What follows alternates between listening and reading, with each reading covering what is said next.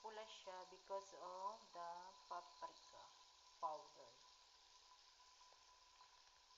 Mabango. Kasi meron siyang garlic powder.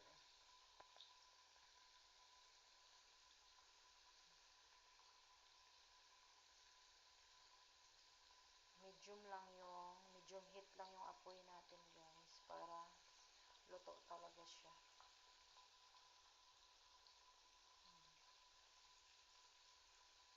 Maya na natin siya baligtarin.